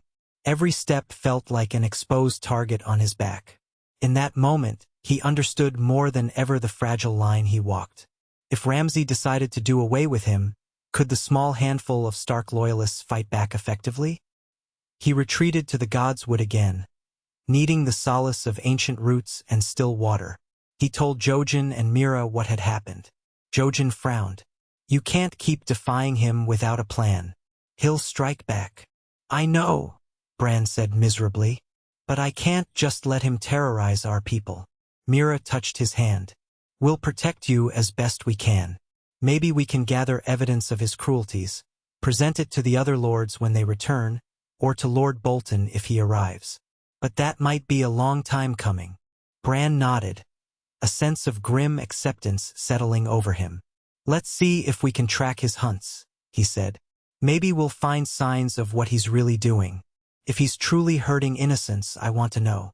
Jojen's voice dropped to a whisper. Be careful, Bran. A hunter can turn on the trackers easily. Still, the next day, Bran put that plan into motion. Under the guise of caring for Winterfell's outlying hamlets, he and Meera asked for a small escort to check on the farmland beyond the castle walls. The Bolton guards were suspicious, but they let Bran pass, presumably thinking that the boy was no real threat. Only one Bolton man, slender and sallow-faced, accompanied them as a chaperone. Hodder joined, carrying supplies. Jojen stayed behind to feign illness. He was not the best traveler, and they wanted him in Winterfell to keep watch. They followed a frozen path leading to a cluster of huts near a thin patch of forest. The wind was biting, swirling fresh flurries of snow across the road. Bran tried not to shiver too obviously. The Bolton guard rode behind them, crossbow slung over his back. Meera walked with her spear in hand. Hodder bore a large pack with extra cloaks and provisions. When they reached the hamlet, it seemed deserted. Doors were barred, no smoke rose from the chimneys. Bran knocked on a door, calling out that it was the young Stark Lord come to check on them. Slowly, a woman's face peered through a cracked shutter. She looked frightened. After a tense moment, she unlatched the door and let them inside, offering them the meager warmth of a dying hearth. Where's everyone? Bran asked softly. Are you in need of food? The woman, whose name was Sira, wrung her hands. They're in hiding, my lord. Some of Lord Ramsay's men came through last week, took what they liked, threatened my eldest boy. Her eyes flicked nervously to the Bolton guard standing near the doorway, who was listening with a sneer. I don't mean to speak ill of your guests, my lord, but we're all frightened. Bran's jaw tightened. He gave Sira what little reassurance he could. He promised to send more supplies to keep them safe. The Bolton guard let out a snort but said nothing. After giving Sira a small bundle of bread and salted fish they brought, Bran stepped back outside. The hush of falling snow greeted them. A few other villagers peered from doorways, but most remained out of sight. Meera cast a sidelong glance at Bran, concern shadowing her features. We won't get much more out here with that one listening, she whispered, nodding at the guard. He'll report back to Ramsay. I know, Bran murmured. Then he turned to the guard and cleared his throat. I've seen enough. Let's head back. The ride home was tense, each gust of wind stinging. The sky grew darker, clouds gathering as though a fresh storm was on the way. Bran felt a sick weight in his stomach, imagining the villagers cowering in fear of the very men who claimed to hold Winterfell in defense of the north. This was not how his father had ruled. Back at Winterfell, the guard slipped away at once, no doubt to report to Ramsay. Bran parted ways with Meera and Hodder, heading for the library tower to speak with Maester Luwin. He found the maester at his desk, scribbling a note by candlelight. The shadows loomed tall on the walls. We need to do something, Bran said without preamble, lowering his voice despite his frustration. Ramsay's men have been terrorizing our villagers. How can we stop him if we can't fight him openly? Luwin frowned, setting down his quill. We're outnumbered, I fear. The garrison left behind by your brother is a fraction of what left with him. Ramsay's men are at least thrice our number, well armed. We could send ravens pleading for help, but in these times of war, how soon would reinforcements come? The roads south are unsafe. Ravens can be shot down, and Lord Bolton might be in the field. Bran slammed his small fist on the table in frustration. So we do nothing? Not nothing, Luwin said carefully. We gather information, we protect who we can, and we wait for an opening. Perhaps if your brother or father returns victorious, they can drive Ramsay out or hold him accountable. The thought of waiting gnawed at Bran. People were suffering now. But he also knew Luwin was right. Confronting Ramsay without a plan would be disastrous. Keep sending ravens, he said, feeling helpless. Someone must reach Father or Robb eventually. Luwin nodded. I will, my lord. That night, the storm arrived in earnest, dumping several inches of snow. Bran, restless, pulled on a cloak after supper and climbed to the ramparts to watch the squall swirl around the towers. The courtyard below glowed with orange torchlight, the shapes of men plodding through the drifts. He wondered if any ravens would be able to fly in this weather. Perhaps not. He pictured his father's face, the stern compassion in his gray eyes. He pictured Robb, tall and proud, leading armies in faraway battles. Bran closed his eyes, letting the wind buffet him, wishing he had some means to bridge the distance, to speak with them, to beg for help. But the miles stretched far, and the war raged, and Winterfell remained a lonely fortress under siege by its own supposed allies. He sensed movement behind him and turned. Jojen stood there, cloaked in fur, a fresh dusting of snow on his shoulders. I saw you come up, he said softly. Couldn't sleep. Bran shook his head. Too many worries. They stood side by side, the wind flapping the edges of their cloaks. Jojen stared out into the dark. I had a dream earlier, he said. A short one. I saw you standing right here on these walls, while a great pack of wolves circled below. But there was another pack among them, larger, fiercer, with blood-red eyes. And I couldn't tell if they were friend or foe. Bran felt a chill deeper than the snow. Wolves with red eyes? Like ghostly dire wolves. Jojen shrugged. Could be a symbol for something else. A new force entering the fray. Or an awakening of some power. Dreams are riddles, after all. The puzzle of it made Bran's heart pound. Another piece of the story was sliding into place, though he couldn't see the full picture. He recalled the older stories of the North.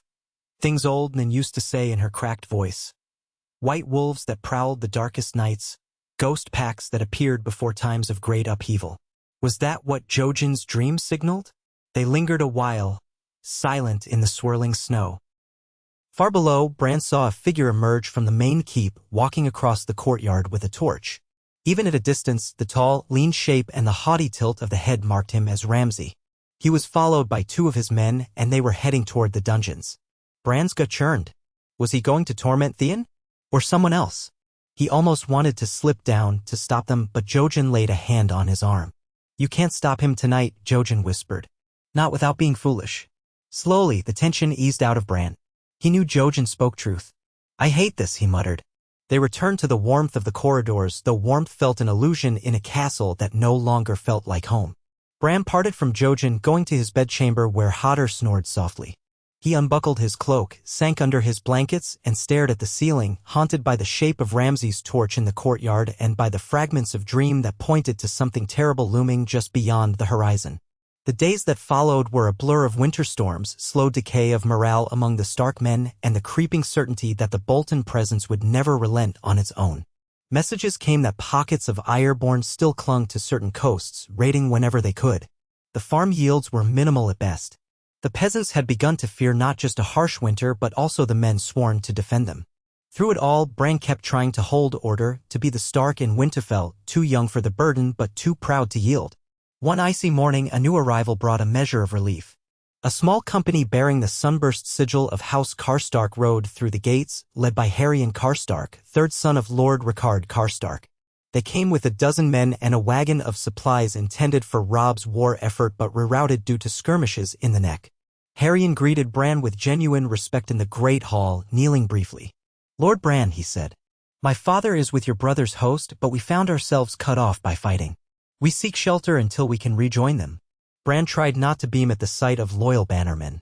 You are welcome, of course, he replied. Winterfell is yours to share. Ramsay was notably absent from the hall when the Karstarks arrived, but that evening he joined them at supper.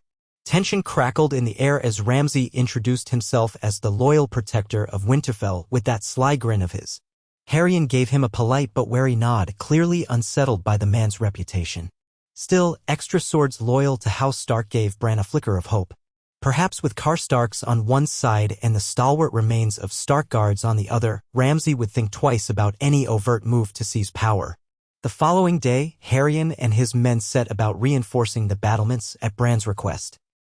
They worked alongside some of the Stark men, patching weak spots in the outer walls, rechecking the gatehouse mechanisms, and inventorying the armor stored in the barracks. Ramsay's men mostly sneered at these efforts, but they did not interfere directly. Night came, bringing a new storm.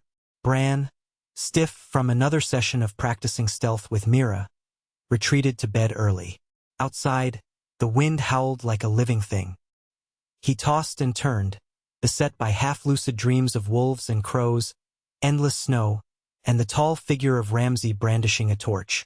At some point, he woke in the darkness, hearing something in the corridor. He blinked blearily.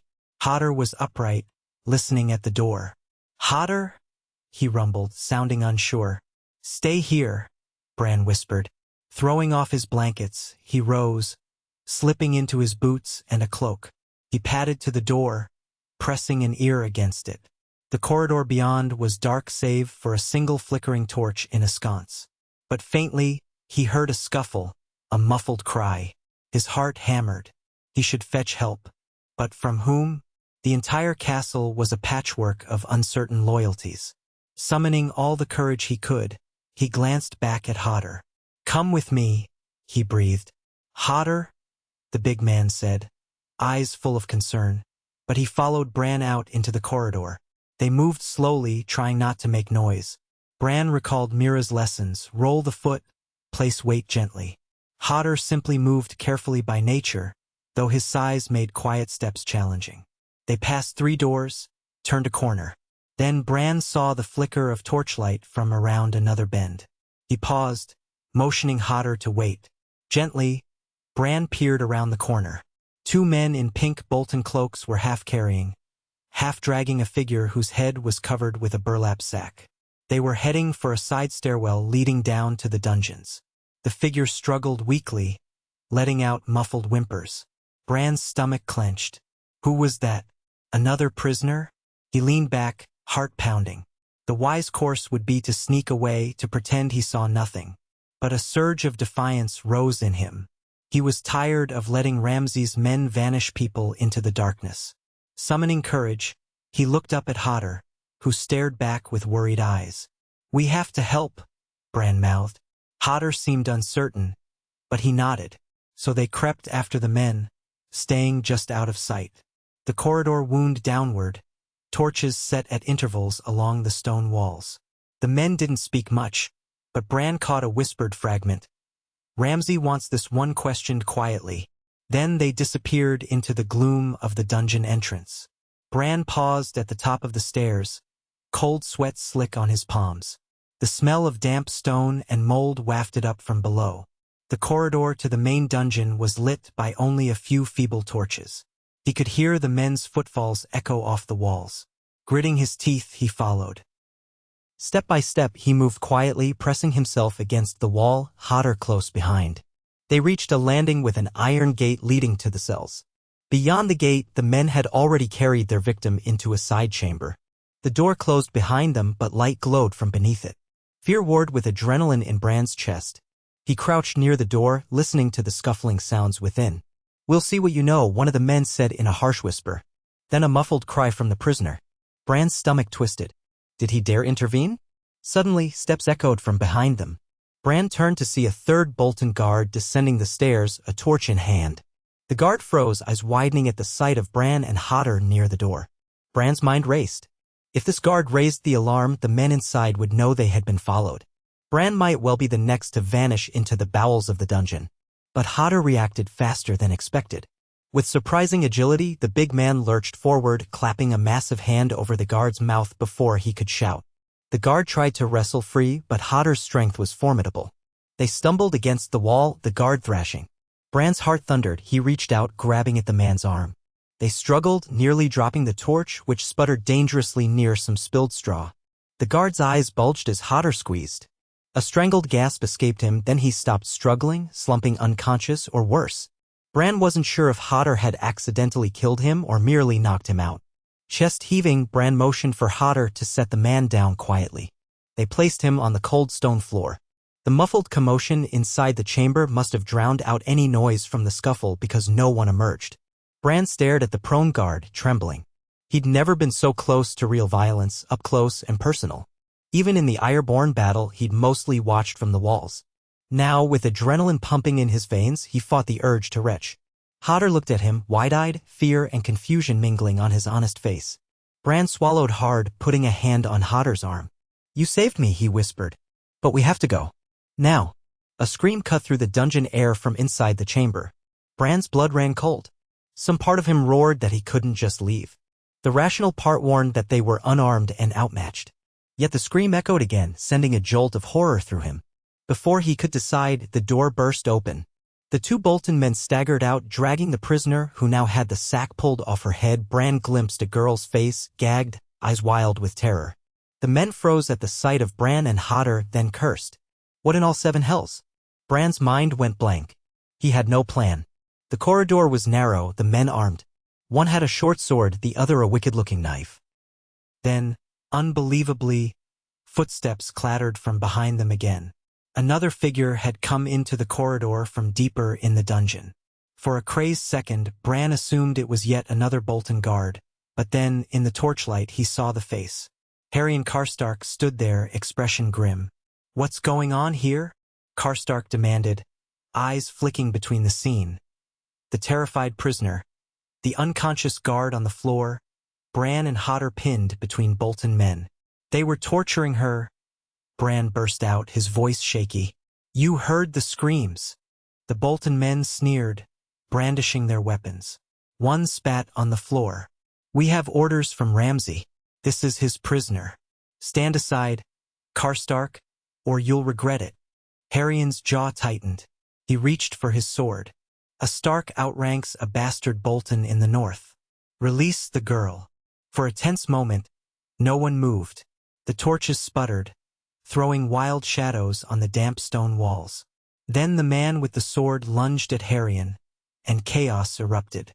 Their blades met with a clang that echoed off the stone.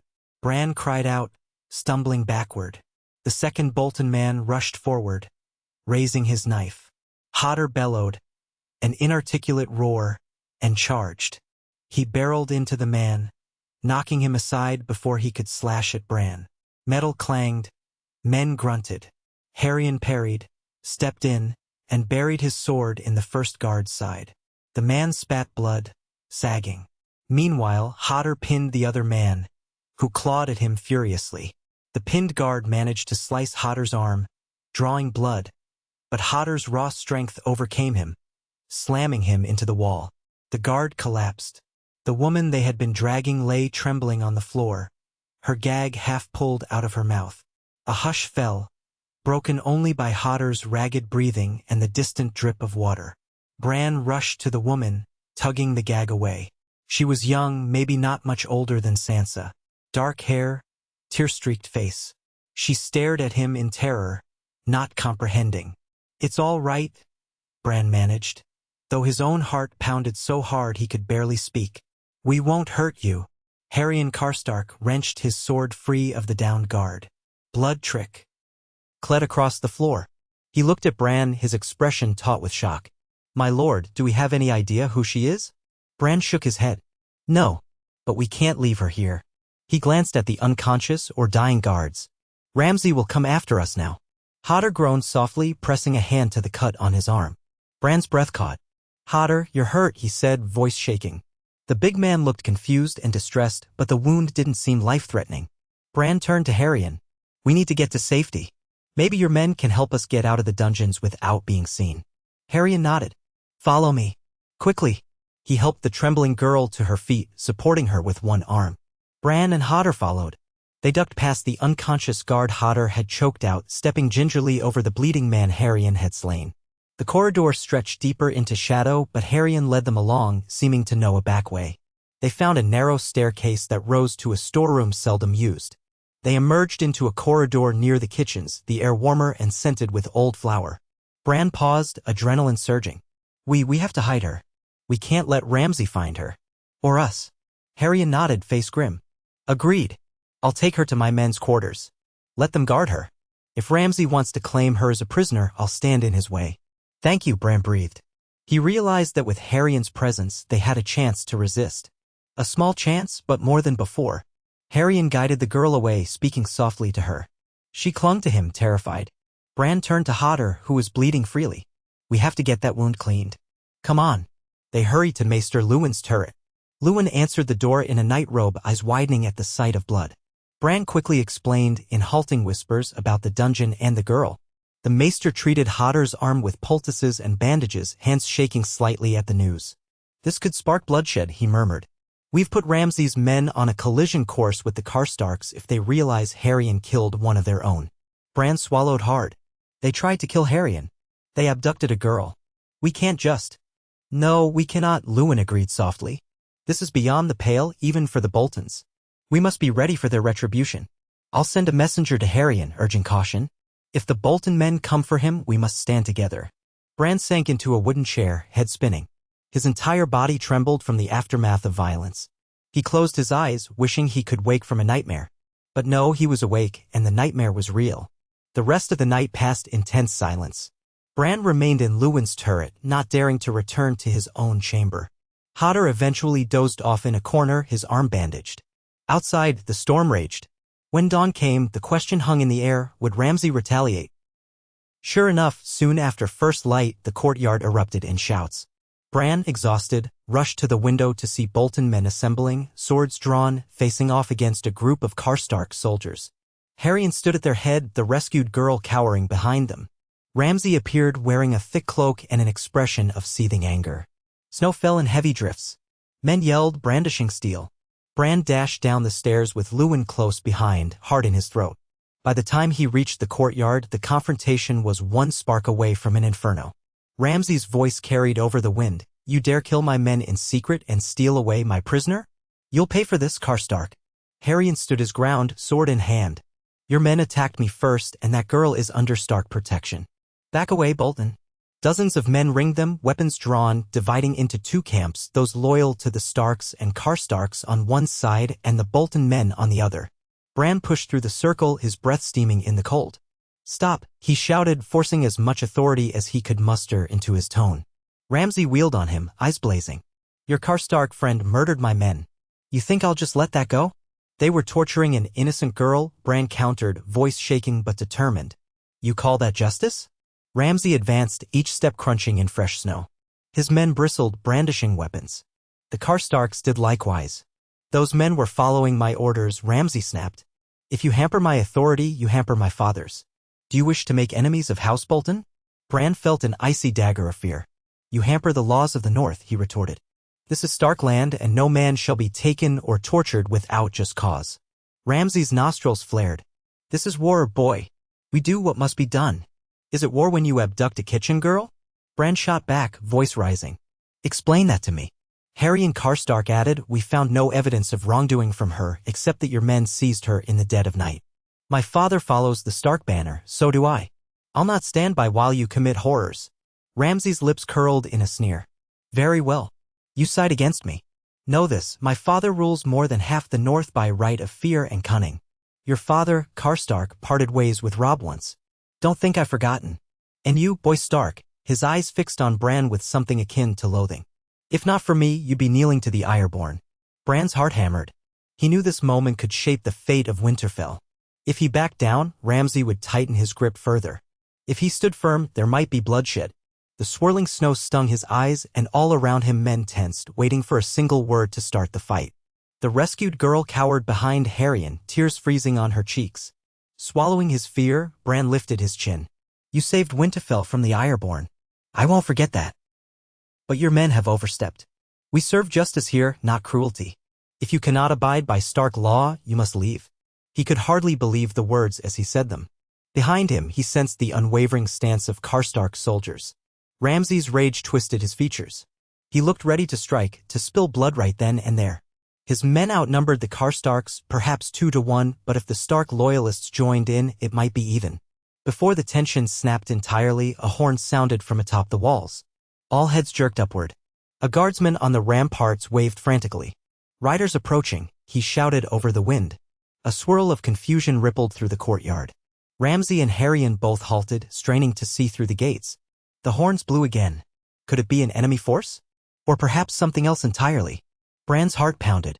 If it was an enemy, Winterfell could become a battlefield from within and without in mere moments. Then the gates opened. Through the swirling snow, Bran saw a line of riders in dark cloaks, a gray dire wolf banner leading them. A tall figure dismounted, pulling back his hood. Bran's breath caught. Even at a distance, he recognized his brother's red-brown hair, the regal bearing. It was Robb. Robb Stark stood at the gates of Winterfell, gazing at the scene in the courtyard with eyes full of shock and anger. A hush fell so complete, one could hear the snow settling. Ramsay's expression flickered from rage to wary calculation. Haryon lowered his sword slightly, relief mingling with uncertainty. Bran's heart soared. Robb had returned. Flanked by a contingent of battle-hardened men, gray-furred cloaks pinned with wolves' heads, Robb strode forward, surveying the standoff. His gaze shifted from Ramsay's men to the Karstarks, to Haryon, and finally rested on Bran. "What is going on here?" he demanded, his voice carrying the authority of a king in the north. Bran's eyes filled with tears he refused to let fall. "Robb," he said, voice trembling with relief. I'm so glad you're home." Robb swept forward, quickly embracing Bran, though never fully taking his attention from the circle of armed men. He drew back, face taut. "I got word that the Ironborn had been dealt with, but new troubles arose. Is that not so?" Ramsay, regaining his composure, stepped forward. "Lord Robb, it's an honor to see you. I have faithfully guarded Winterfell in your absence. We have had disagreements with some who do not appreciate the lengths we must go to keep the peace." Haryon snorted. "You call it peace? I call it cruelty. Your men have been torturing innocents." Robb's gaze darkened. "I'll hear the truth of this. All of it." He turned to Bran. "Take me inside, little brother. Tell me everything." Ramsay started to speak, but Robb silenced him with a raised hand. The courtyard parted as Robb led Bran toward the keep, the men behind them grudgingly lowering weapons. The tension did not dissipate, but at least for the moment, there would be no open bloodshed. Bran clung to his brother's side, relief battling exhaustion. At last, he was not alone. Inside the great hall, the air was a swirl of excited whispers. Robb's men fanned out, establishing a presence that quickly overshadowed the Boltons. Theon Greyjoy, still a captive, was nowhere in sight, presumably in the dungeons. Ramsay followed, glaring but subdued. Karstark men guarded the rescued girl. Haryon kept a watchful eye on Ramsay's retinue. Robb settled in the high seat, the same chair their father once occupied. It looked both natural and strange for him to be there. He was older, more hardened. He beckoned Bran to stand at his right. "Now," Robb said, voice echoing through the hall. "Speak." And so they did. Haryon Karstark described how he found Bolton men torturing a defenseless girl. Bran added what he had witnessed in the corridors, the midnight hunts, the terror of the small folk. Ramsay responded by justifying his actions, claiming the girl was an Ironborn spy, that certain measures were necessary. The swirl of accusations and denials lasted long minutes. Robb's face grew tighter with each passing moment. At last, Robb raised a hand. "Enough. If she's an Ironborn spy, we'll question her lawfully, in the presence of loyal Stark men. There'll be no flaying, no torture." He locked eyes with Ramsay. "You overstepped. The North does not abide such cruelties." For a heartbeat, Ramsay's expression seethed with open hatred. Then he bowed stiffly. "Of course, my lord. My father will hear of this." "I expect he will," Robb said coldly. "But for now, I am the Stark in Winterfell, and I command here. You and your men will remain confined to your quarters until I decide your fate. Resist, and I'll see how well you fare against my host." At that, Ramsay's men bristled. A few reached for weapons, but Ramsay signaled them to stand down. He forced a thin smile. "As you say, my lord." Robb turned to Haryon. "Karstark, your men are to help keep the peace. No more bloodshed if it can be avoided. But if the Boltons try anything, you have my leave to respond. Harrion bowed, relief flickering over his features. Yes, my lord. And with that, the hall erupted into movement. Bolton men stalked off under guard, muttering curses. Karstark's and Robb's own loyal soldiers fanned out to secure the corridors. Robb finally rose from the seat, exhaustion weighting his shoulders. He beckoned Bran to follow him to a smaller solar. The door closed behind them, muffling the tumult outside. Robb's expression softened, and he pulled Bran into a fierce hug.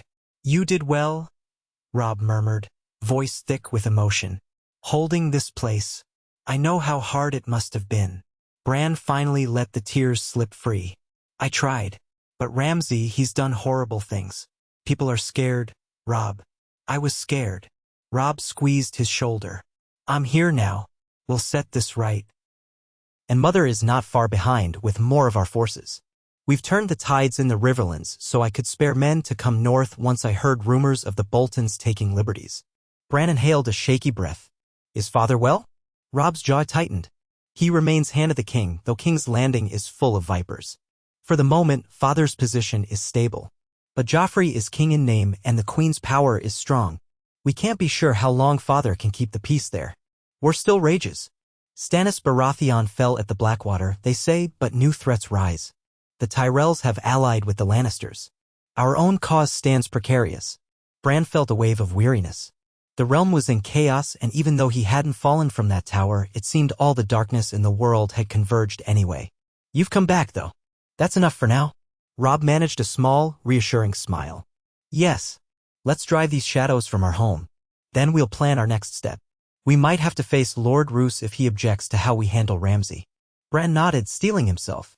Better to face him together than let Ramsay reign unchecked. The North must remember who truly leads it. Robb's eyes shone with the fierce determination of the Wolf King he was becoming.